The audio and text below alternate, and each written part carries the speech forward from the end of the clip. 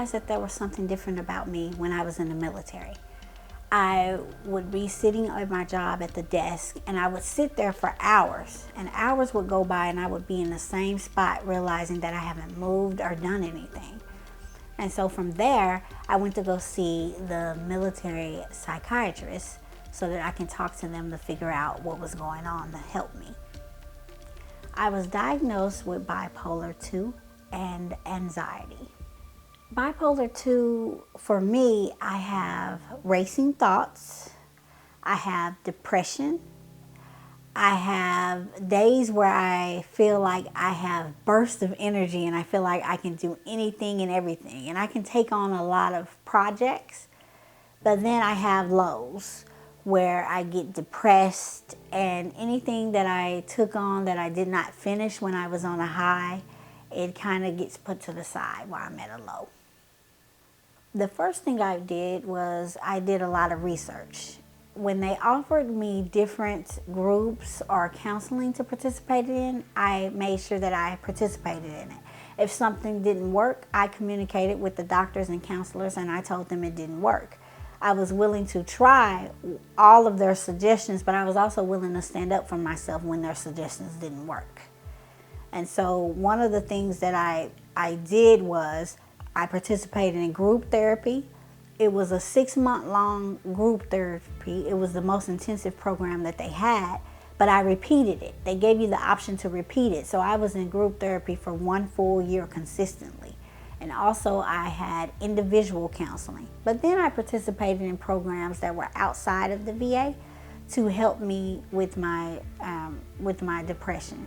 And I participated in programs that were just for women, or with just dealing with a specific issue that I was having trouble with that was triggering my depression. So the other coping mechanism was figuring out my triggers. And once I was able to figure out my triggers, that's what helped me a lot. My lowest days involve me in the bed. I don't get out of the bed except for to just do daily activities of living, such as eat, sleep, or, So I can't do any work. I have to stay in the bed. I'm not able to concentrate on anything, because another thing that this does is it affects my concentration. So I may be in the bed watching TV. I may have to make a phone call to call a friend just so I can get through that moment, because sometimes on my lowest days, they do involve heavy thoughts of suicides. I think about committing suicide almost every day, but I've never went through with the act of trying to attempt suicide. It has affected my ability to do things. It has affected my ability to maintain a day-to-day hourly employment, and it has affected my relationships with people. One, I'm not always able to tell people what's going on with me, because that can discourage some people from wanting to be close to me or wanting to be my friend. But it affects me by way of my symptoms. So, for example, I can be forgetful. And one person, if they don't understand that I forget things simply because of my diagnosis, then they may mistake me as being careless or being a friend that is unconcerned about what they have going on in their life. And really, it's just that I genuinely forget things. Also, I have racing thoughts. So when communicating and talking to people, I sometimes will go off with saying something to someone, but I forget that I didn't start with the first part so that they can understand what I'm talking about, because my mind goes so fast, I'm thinking that I already said something and I never said it. So it could make it seem like I don't know how to carry on a conversation. My relationship with God as it relates to my condition is love and trust and peace. He's also my joy. I feel that because I have a relationship with God, that is the reason why I have joy. He truly gives me peace, and I can actually feel His presence. That is part of the main reason why I have a relationship with God, because I can actually feel his presence and know that he's real. And when I'm having those depressed times, even if I say a prayer such as, help me, God, or just get me through this, it works. It's just enough to get me through that moment. And I feel confident and comfortable. And it also ties into me knowing that I do have a purpose with God. I often say all the time, for my personal affirmation, is that I was created by God on purpose, for a purpose, and I will fulfill it. And I remember that, and that helps me to go on to understand that I am here on purpose. I'm not here by accident. So even though I'm having a rough day, even though it may seem like I can't accomplish something for that day, God doesn't make any mistakes, so I will accomplish what I'm supposed to accomplish. I do believe that miracles still happen. I believe that it is a miracle that even though I think about suicide almost every day, that I never attempted it. I believe that it is a miracle that even though I have these disorders, I have been fortunate to gain employment and have been put into positions to where other people with these kind of disorders wouldn't have been given the opportunity. On the day of the incident, October 24th, 2014, not anything particularly bothering me that day except for the fact that I had a pressing matter to help counsel someone. And so on the 24th of October, 2014, exactly 1 month after my birthday, I decided to go over to his brother's house. And I pulled up in the driveway. He and his son were in the car getting ready to back out. His son got out of the passenger seat and allowed me to come in as a sign of respect. Got in the back seat. We drove over to his brother's house. I told him that I was there to counsel him and his wife. And he said, well, I just needed to drop off some money. We'll be right back. I rode over with him. When we pulled into the driveway, a car pulled up behind us, blocked us, and someone got out of the passenger side, came directly to my side and started shooting.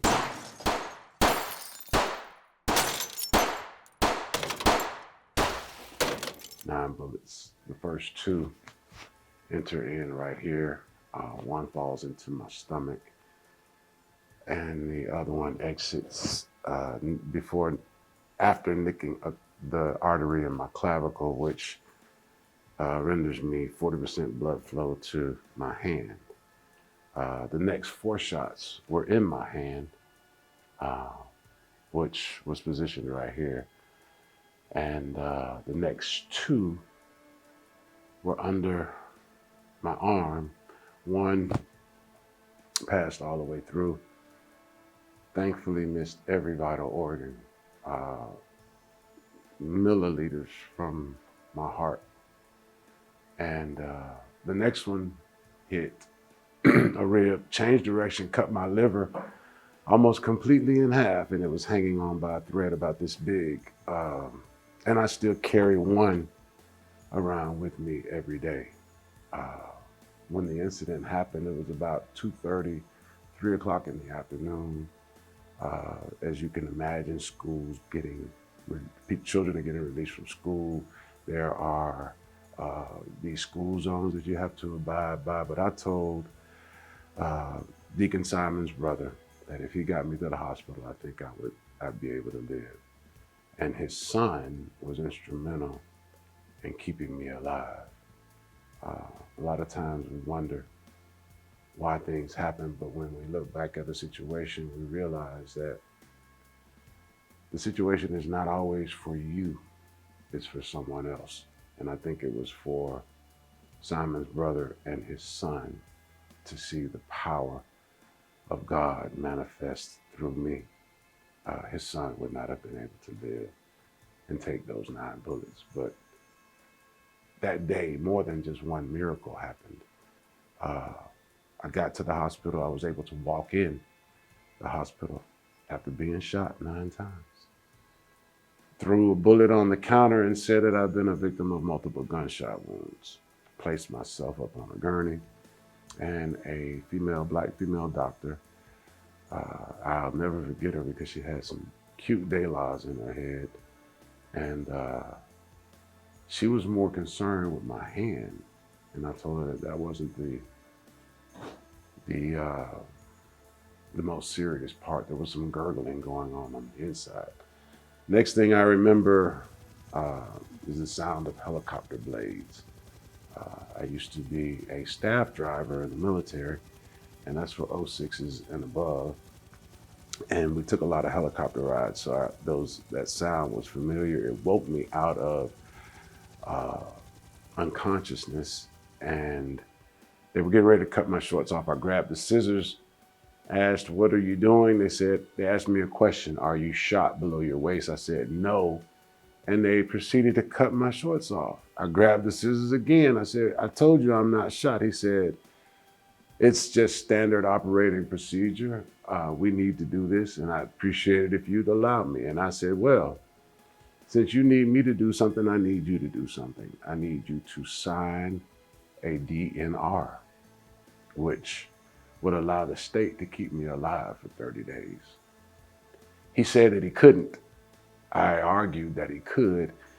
In the company of his coworkers, they could be witnesses, and the court of law would stand up that I gave him permission to do such thing. Don't know if it was particularly legal, but when I woke up 31 days later, I had the DNR on my wrist. In between the time that I heard those helicopter blades and the time that I woke up, there were several attempts to bring me out of a chemically induced coma. But before that, I had 4 surgeries in 3 days and was oblivious of it all until the 31st day. I had 4 dreams, and there were 4 attempts to bring me back to this side. And thank God on the last one, which is the most vivid of them all, is where I was actually wrestling with the devil, fighting with him and telling him, "Look, you don't have any control here. I serve a God that can put you in your place." As a matter of fact, he's already won the victory. And it was at that moment that I heard the nurse gasp. As she's leaning over me, she gasps and says, "He's living." So for that, I know truly that miracles do happen, because the law stated that they only had to keep me alive for 30 days, but they saw something. I don't know what it was that they saw, but they saw something that allowed them to keep me alive for just one more day. And it was that one more day that made the difference. God came down and breathed breath back into me. And that's pretty much the entire story for once. The relationship most certainly changed my relationship. I have a much deeper walk with him. Instead of being so disobedient, I've learned to be a lot more obedient, a lot quicker.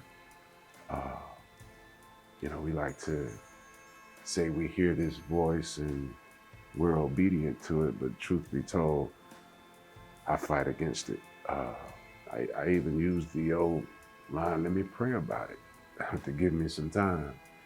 But it has definitely increased my relationship with him. That's the day that God broke my heart. I realized that I couldn't go back to any of the other things that I used to do, that I had to stand on his word and be that soldier for him that I was for the other side. So, yeah. To overcome a situation like this, I don't know how that can happen. I think the best way to explain it is that you have to learn to live with it. You have to learn to live with the scars, both mentally and physically. You have to learn to live with the looks that people give you, not knowing what you've been through.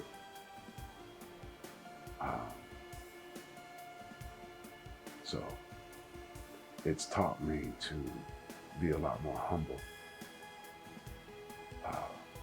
It's taught me to be considerate of other people's situation, because no matter how bad you think you may have it, someone has it 10 times worse. For someone that's struggling with a traumatic event, whether it's a situation like mine or whatever, because everyone's situation is different.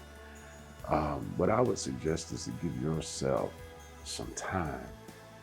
Give yourself some time to seek God's face and petition Him to reveal things to you. And wait, just trust and wait on Him. It's been since 2015 that I've been trying to get back to a place where I can repair this, but just give yourself some time and don't beat yourself up for whatever you may have think you might have caused. My name is Reverend Nathan A. Hartfield, and beyond a shadow of a doubt, miracles do still happen. Well, the day of the accident was a normal Sunday morning for me.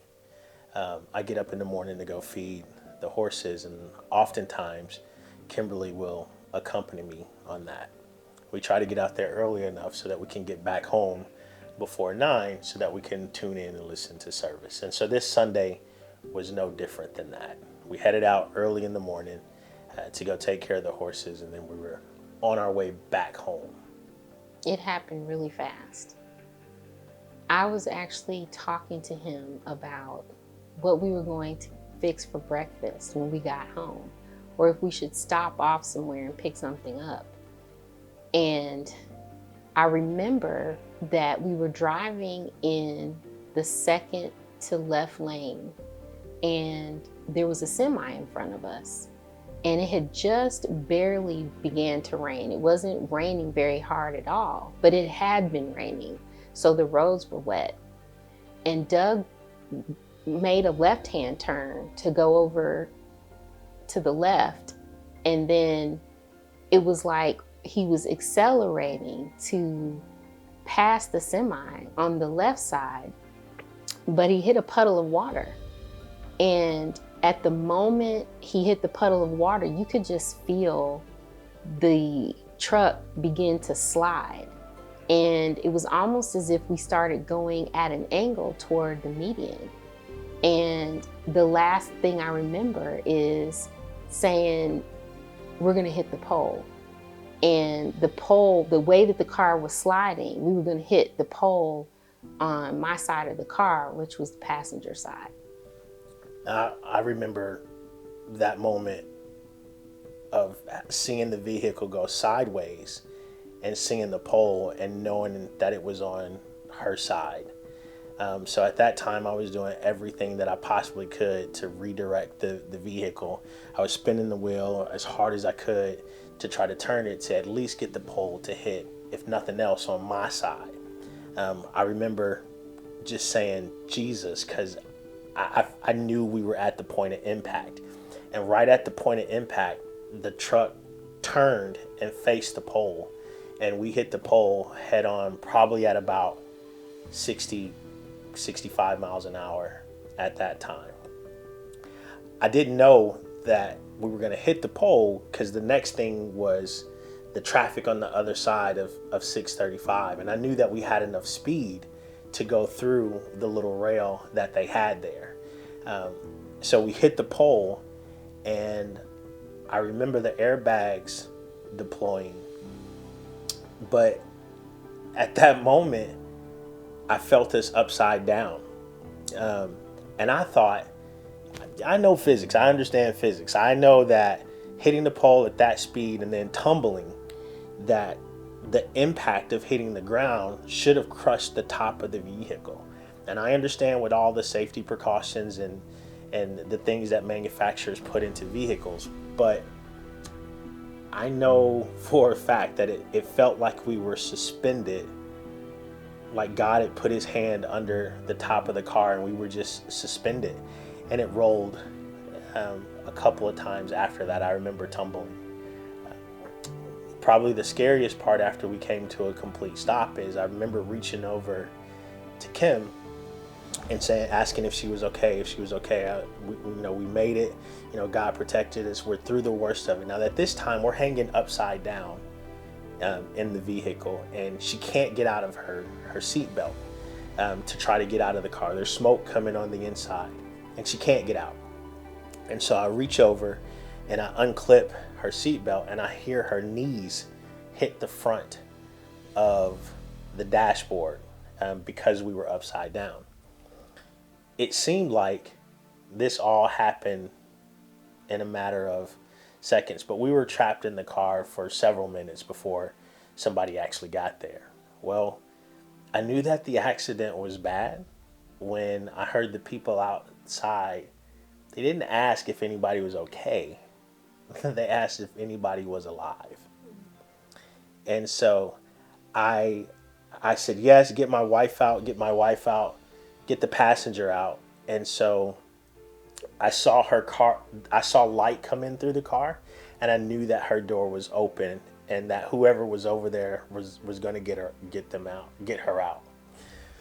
And so by this time, my door was stuck, and I unbuckled my seatbelt. I fell to the floor, and my only thought was, how can I get to my wife? So we couldn't get my door open. No, I thought that I was just strong enough and there was adrenaline, and I kicked the window out. But I later learned that the driver's side window was completely gone. It shattered when we hit the pole. So there was no window there.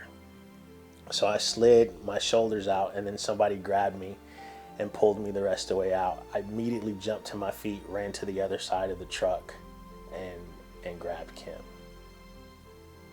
I think for me, at the time, I was in a place where God was really dealing with me on trust and faith. And there had been some other things that had occurred, right before this accident actually happened that were really going to require me to trust God. And coming through that accident and sitting there and looking at the car upside down and realizing that, we actually are alive and we're outside of that, it made me realize that we're here for a much greater purpose, because God didn't have to spare us. And just remembering, at least from my perspective, that God is in control of everything has really been, the most eye-opening for me personally. For me, it was about a month and a half or so after the lockdown in the entire country. And so we were still getting used to how to operate in society under this kind of new normal. So because I didn't have any visible injuries, I couldn't go inside of the hospital. So my wife was in the hospital and they were taking care of her, and I had to wait outside in the rain for 6 hours, not knowing what the diagnosis was, not being able to talk to anyone. And in that moment, for me, I realized, listen, whatever it is that you have for me to do, give me an audience. I'm going to tell somebody about it. I'm going to shout it from the rooftops, because it became extremely clear to me that nothing diverts God's plans. And whatever the assignment for your life is, there's not anything that's going to stand in the way of that. Not the laws of physics, not the laws of nature, not telephone poles and trucks flipping upside down. To be able to walk away from that incident, if you were to see the pictures, you would think that there's no way that people survive that. And for us to walk away from that whole and intact is truly a blessing from God. I will say that I am more aware now than I have been before, that I am a control freak, but I'm not in control of anything. I think that I'm more deliberate in seeking God first, more so I think than I've ever been in all areas and aspects of my life. You know, most of the time we get to pick and choose, or okay, I'll bring God in here or I'll bring God in there, you know, when we think about it. But I think one of the biggest changes that I've seen is I'm more aware of seeking Him in everything. Or anytime that, you know, I get into the car, Lord, protect me, Lord, keep us safe. Whereas before it was second nature, or whenever I thought about it. And I just think that, you know, I seek out the presence of God more deliberately and more actively because of this situation when it happened. And you know, for me, it's the minute by minute awareness. I think it's very easy. You wake up and you pray in the morning. You pray before you go to sleep. You pray over your food, and sometimes during the course of the day, you have conversations about God. And I think in those moments, or in your studying, you're thinking about God. You're thinking about the presence of God and understanding that. But man, that accident really kind of made me reflect and try to focus on the minute by minute by minute presence, because you know, people say tomorrow isn't promised, but in all reality the next minute isn't promised. And so to try to just live and be in that moment and be in His presence and be available in the minute, and whatever he chooses to do that with, I think through the accident I've just grown to have an appreciation for the minute by minute association of God. I do believe that miracles still happen, because if they didn't, I would not be here today. I do believe that miracles still happen. God took a disastrous situation, and not only was our lives spared in that situation, but it brought us closer together as a couple. It strengthened our family because our children were affected by it. And we've been able to talk to people about God through our story. It just has long lasting effects, and that's the miracle of grace and mercy. My first drink was at 17 years old. My first time away from home, first time, well, my first year in college. There was a campus party going on, and I had my first drink at 17. What I was drinking was beer. That was my first thing, was the beer. There was a campus party. I went there that night, and I started feeling just really good. You know, just feeling good. So I continued drinking on that night, and all I can remember is that a classmate of mine had to take me to the dorm, where I ended up in the bathroom for quite some time. There wasn't anything that I can recall that caused me to start drinking. It just felt that when I did, I felt that I could do anything. You know, I was just powerful. I can remember being at a campus party and threatening to even jump on a 6'4" man because I had that much courage through my liquor. And I liked it. I liked the way it made me feel. I remember going to work, went to lunch, I got drunk. Never did go back to work. So I went home, slept it off, and just decided, well, if I just cut back my drinking, that would help solve the problem. But it didn't.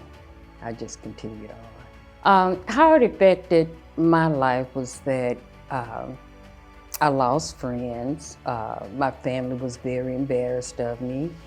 And a lot of times I just stayed at home and participated just in my drinking because I didn't want to be around anyone, because I knew the looks and the stares, oh, she's drinking again. So that's for me, but they call me a functional alcoholic.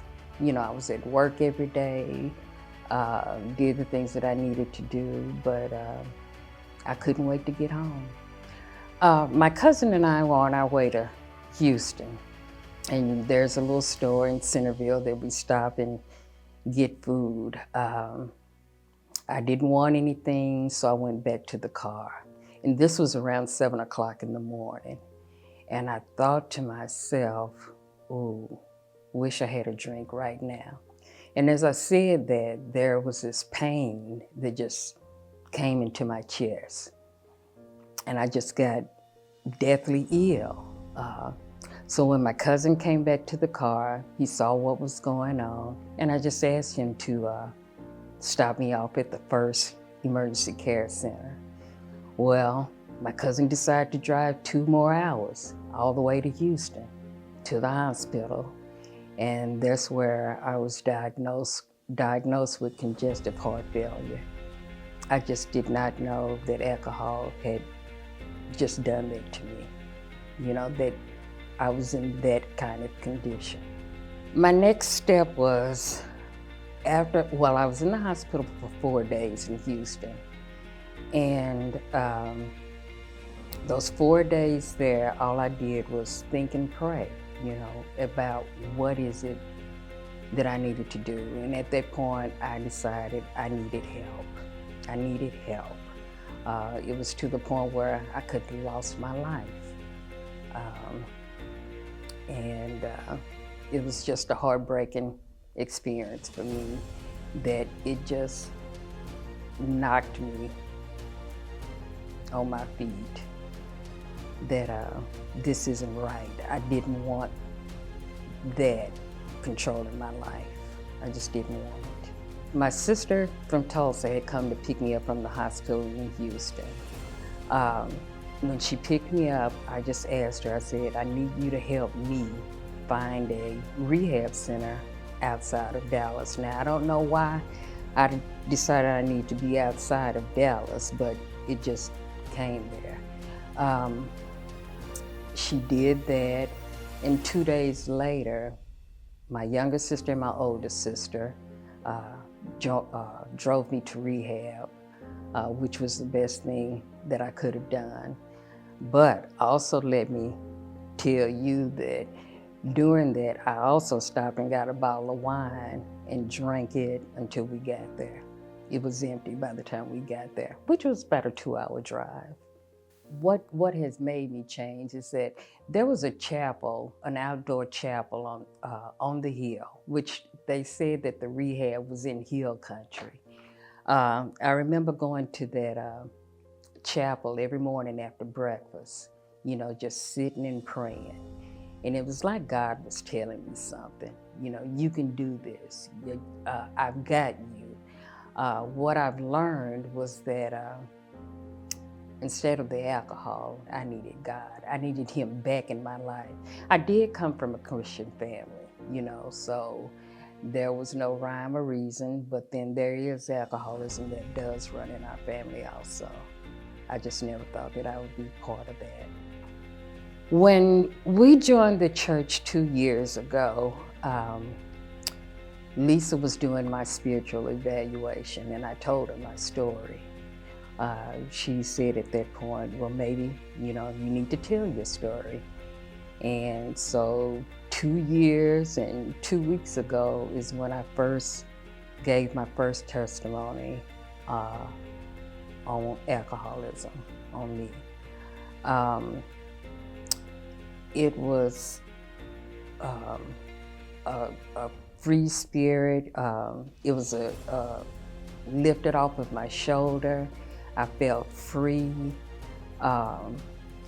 And then the women on the prayer line that morning, I got a lot of encouraging words from them, hoping that maybe it might help someone.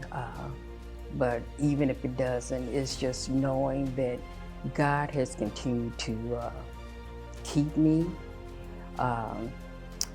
And know also that I had been drinking from 17 until I was 52 years old. That's a long time, But God pulled me out of this and just made me rediscover I needed Him and only Him. What I would say to a person struggling with addiction, have God first in your life. Know that you have the problem and just continue knowing that God will help you through it. That He's been a great blessing to me. He has continued to let me live. He's led me to serve Him, which is one of the things that I promised when I was in the hospital, that I will continue to serve Him. And that has been my greatest blessing so far, is serving Him. Yes, I do believe in miracles. I've drank from 17 to 52 years old, and I came out without a liver disease. All my parts are functioning. I mean, it was like I had never had a drink in my life, and that shouldn't be. So I know I do believe in miracles. My story begins back in high school, actually. I'll say middle school, high school, when I didn't think I was good enough. I didn't think I was worthy. I didn't think I was pretty enough.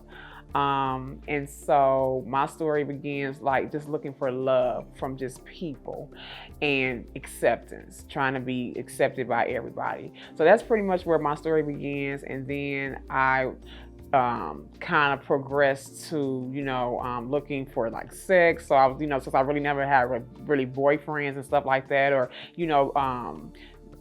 absentee father in my life. So I started looking for love in men because I didn't have that male role model to show me what it looks like to have a man love you. So that's kind of where my story begins. As I got older, I think when I first engaged in sex, after that, I didn't engage in sex after 4 years. And then I did have like 2 steady relationships that were, okay. And then after those relationships, I ended up moving here to Texas. And so by the time I moved to Texas, I was in my 40s. And so that's when it kind of got really outrageous because I wasn't married, I was still looking for love. I was still looking for acceptance.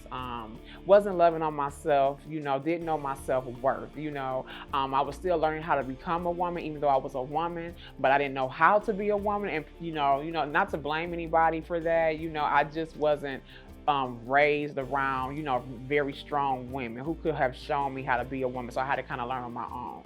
And with me having that absentee father, with me moving here to Texas, I was just, I won't say wilding out. That's not the word that I would just say. I was just kind of like anybody that showed me any attention, I was down. I was like, okay, they showing me some attention. They must like me. It's something about me, And so I found myself engaging in sex way more than I should have. And you would think by the time you're 40, you'd be like, oh, you should know this by now, But no, I didn't, because I didn't love myself. I didn't. I was just doing things, just to become accepted. And what I was really doing was damaging myself and breaking myself. And in the midst of all of that, it caused me to get a uncurable STD. I was diagnosed with HIV. I was diagnosed February the 9th February the 12th of 2020. I got that diagnosis. I went in to see my OB doctor, and I was just going in for a regular, just physical. And she was like, "Do you want to do a all STD test along with the HIV test?" And it's so funny because when she said that, it's like a woman's intuition. I had kind of already knew something was wrong. I knew I had something. I didn't have any symptoms or anything. I didn't have none of that. But it's just like I knew, and I broke down and I started crying. So the test came back. The first test came back inconclusive. That means that when they drew the blood stayed out too long. So when they tried to send it to the lab, it didn't work. So they had to send it back again. All of the other STDs were cleared. I was cleared from that, but the HIV test was inconclusive. So when they had to do it again, and when I seen that the doctor called me 6 times, I knew. I still remember that day. I was at work and I called the doctor back, and she was like, my doctor wanted me to go see the controlled disease doctor as soon as possible. And I was like, did the test come back positive? She said, Miss Marks, it came back positive. I just broke down. My sister was on the phone. She was the first person I told. She cried. And I went home. I had to go home for the rest of the week. I didn't even tell them at work what was going on. I just told them I had an illness. I found out I had an illness. And when I got home, I'll never forget it. I got home, I took a shower, and when I got out the shower, I just fell to my knees and I just cried and I prayed and I asked God for forgiveness. And I told him I'm so sorry. And, I just played with him, and all I heard him say was, I got you. You gonna be all right. That I heard it just like I'm sitting here talking to you, Mr. Chris. His voice was so clear. As soon as he said that, I got up off the floor and I went to sleep. As time went on, I had to go see the another doctor. I think it's the controlled disease doctor, and they was like, "You just got this disease." They was like, "This disease hasn't even been in your body. This virus has not been in your body that long." He was like, "If this was like 10 years ago, I would have sent you home." But with the medication that I'm taking, the virus is undetectable. I don't, it's not even showing because it's so low in my blood. It's not even detectable. But what it has taught me is, and what I've learned from that experience is self-love. And not just self-love, it's not all about just loving yourself. It's all about being in love with yourself and just knowing who you are as a person. You gotta look at that team player in the mirror, because we're so used to doing for others and helping others and making sure everybody else all right. But that person in the mirror, the team player, your team player, you ain't good. If you ain't good, you can't help nobody else. So that changed my life. Like I've been celibate for a year and 4 months now, and I feel clean, refreshed, renewed. I've really drawn closer to God now. I'm scared to have sex now, and I said if I ever do, it would definitely be with my husband. It has taught me so many things. I thank God for the support and the love from family and friends that I did get, because I thought I was already getting rejected because I thought I was too dark, too ugly, too this, too that, too bald-headed, and I was like, nah, I got HIV. I was just like, oh man, I just want to kill myself, but I know I can't kill myself because I'll never see Jesus' face if I do that. So, but God has just really been good to me. It doesn't mean, just because you have an STD doesn't mean that it's over. It's not over.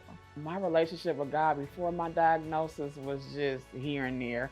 I really didn't have a relationship. I would pray, or I would talk to God, or, thank him if he did something, but I didn't really have a relationship. I wasn't in my word. I wasn't really praying like how I should. It was just like a hit and miss.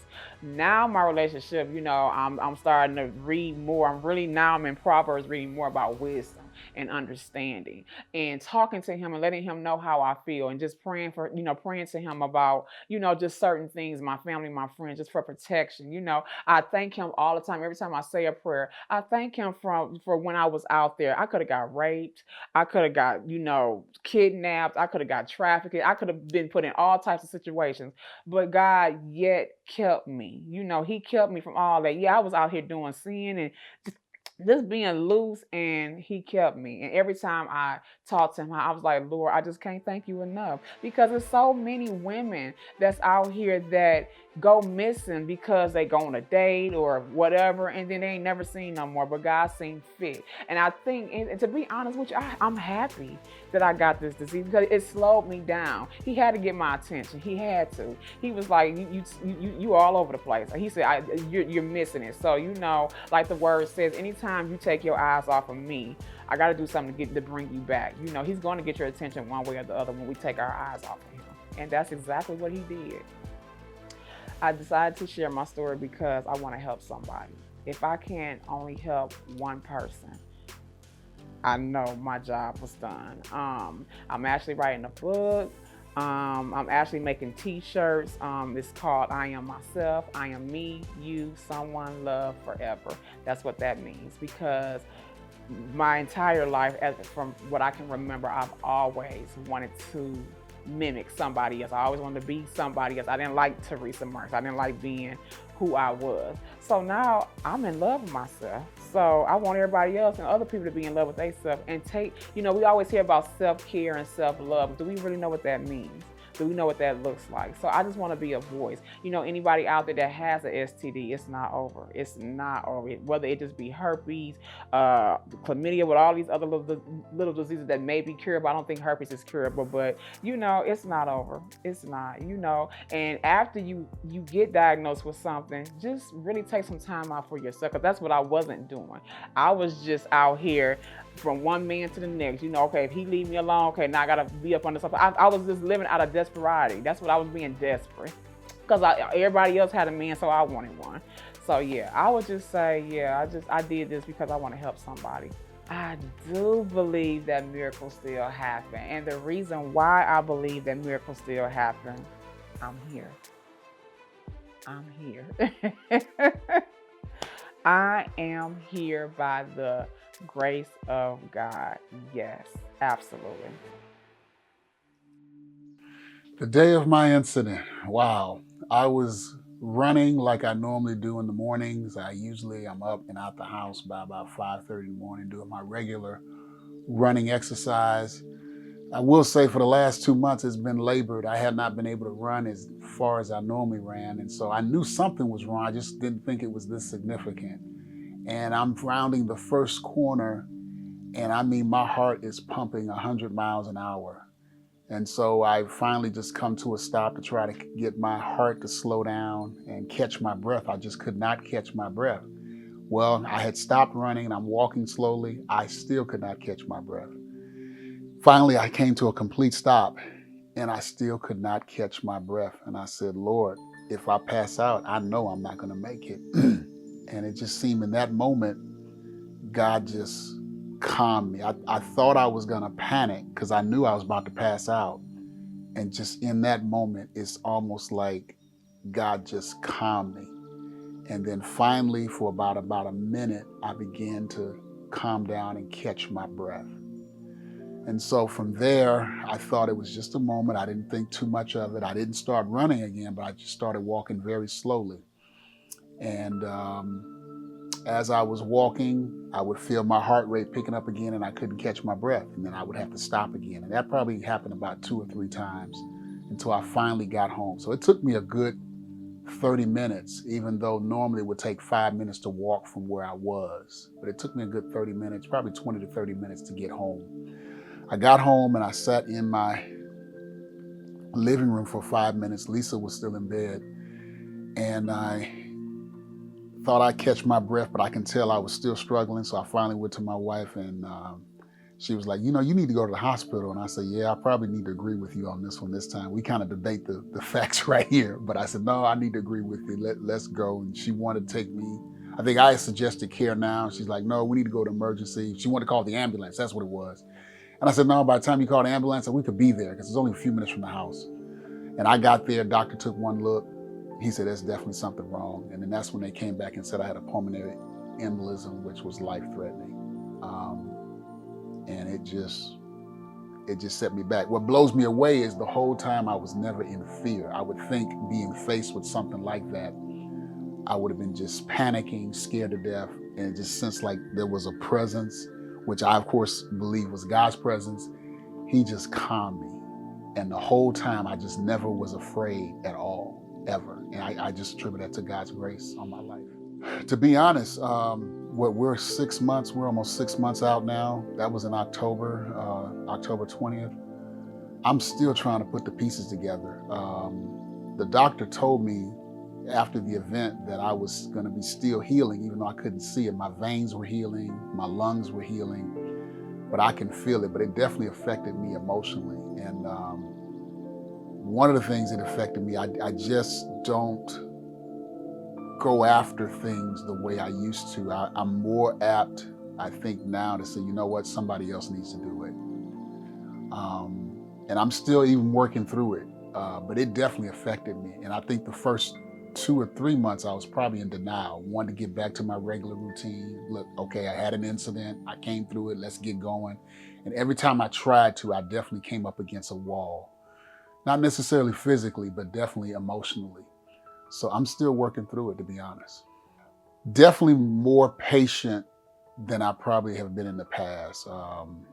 If you all were close to me and family, they'll tell me I can be pretty strong-willed. I think Lisa and I both are strong-willed, but definitely willing to let things go, to value the relationship far more. My sons were here for about 2.5 months for Christmas. Their jobs allowed them to work from home, and so they actually came here during the holidays right after that incident, and I just spent a lot of time with them, and I was just so thankful. I didn't rush anything. I didn't make work a big priority. I did my work that I needed to do, but I really spent the time with them and appreciated and valued their time, their energy, their conversation. And definitely, I'm thinking I love family, but now I think God has definitely taken my value for family and relationships higher. I just give more attention to relationships with people, recognizing my time is limited now. Ooh, that's a good one. How has this impacted my relationship with God? Definitely was initially confused. Actually thought God may have had some issues with me. Really just asking God what was the reason, why, have I done anything wrong? I don't, and as much as I preached this in our church, I found myself going against my own preaching and teaching. But really thought that, I had been out of bounds. And God never answered any of that. And I've come to the conclusion more than anything that he's like, I got a lot more for you to do. But it's more, I think he used that incident to kind of cleanse me of this performative approach to the faith, thinking that when something bad happens, okay, you must have done something wrong. You must have offended me. I'm mad with you. Now I got to set you straight. Or when I do something good, okay, then I'm going to bless you. God loves me no matter what. And here I am almost 60 years old. I'm still learning that principle. And just learning to trust him with people, to trust him with the ministry, not pushing my way, but saying, you know what, if that's the way God wants to roll, that's just how we got to roll. I'd say for the first 4 months, I definitely had a fear of what my next breath would be. I literally had to consciously think about it. And I had another member that went through something similar, and she had the same experience.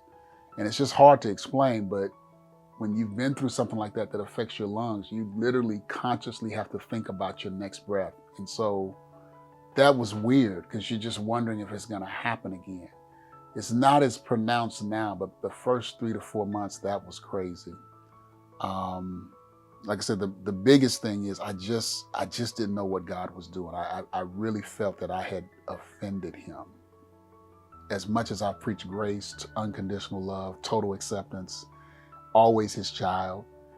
But when it hits you personally, it just really shakes you as to, okay, what do you believe at the core of who you are? And I felt like God was shaking me on that. I'd be lying if I didn't say I had doubts. Definitely had some doubts too. And I think that's natural. I think in the doubts, God meets us. But definitely had some doubts about my faith and what God was doing in my life. What I would tell somebody who is dealing with a traumatic event is that it's natural to ask God why. It's natural to be disoriented, as I was. I think it's natural to even have doubts. I was kind of struggling with that. I just never had been in a place at this stage of my faith to have that. And I think that's part of the process of God doing a work in your life. He can handle all that. It's not going to be pretty. I think each experience is definitely different. But wherever you are and whatever you're going through that may be contrary to what you know our Christian faith teaches, God can handle it. He can handle it if you're in the dark place. He can handle it if you go to a place of skepticism. He can handle it if you go to a place of prayerlessness. He can handle it if you go to a place where you're just not sure what God is doing. He really can handle all that. And I'm convinced even in those places, he's even more with you and more present, even though you may not recognize it or even choose to acknowledge it. And more than anything, there's just no guarantees. That doesn't mean we ought not do our best. I think that's the challenge. You know, some people think, well, shoot, what's the heck in even trying if you don't know? You give your best and you fall apart. Why try? And I'm like, no, I think the life of faith means even if I don't understand it, I'm still going to give 100% and give all that I have for this life. I definitely was challenged on that. And I think that's where my doubts were. What's the sense in trying? What's the sense in doing your best? Let your body go. Let the exercise go. And I think I was challenged on that to say, you know what? Even if you don't understand why it happened, that doesn't mean that the life that God gives you, you ought not give your best at everything you do, whether it's faith, whether it's prayer, whether it's taking care of your body, being the best father, being the best pastor, being the best brother, whatever it is, you want to give 100% at all. And so it took me a while to get back on that horse. I'm still getting back on that horse, to be honest. But I just learned more than anything, you can give your best, but you still have no guarantees. And in that, you have to learn to lean on it without guarantees. Do I believe miracles still happen? Absolutely. This is actually my second one. When I was about 8, I had spinal meningitis. Many of you all may be aware of it. And doctors had given up on me. My dad prayed all night for the first time in his life. And miraculously, the next day, the doctors couldn't figure out why I had actually made an incredibly U-turn to the better. Many of them didn't think I would play sports. I ended up playing basketball and participating in other sport activities. So that was the first miracle, and this is another one just like it. It's amazing what really catches me when I talk to other doctors, my dentist, my eye doctor, and I tell them about my pulmonary embolism. They just look at me like I'm a miracle. And I mean, these are scientists, they're medical science, and they know I'm a pastor. And they'll make a comment that never rarely comes out of their mouth. They'll say something like, I guess God was looking after you, knowing full well that they really are struggling in their own idea of whether they believe in God or whether they don't believe in God. So I know I'm a miracle. I do. Just the way doctors look at me, can't believe that I'm alive today. It's definitely a miracle. I'm Pastor Terrence Autry, and I definitely believe in miracles.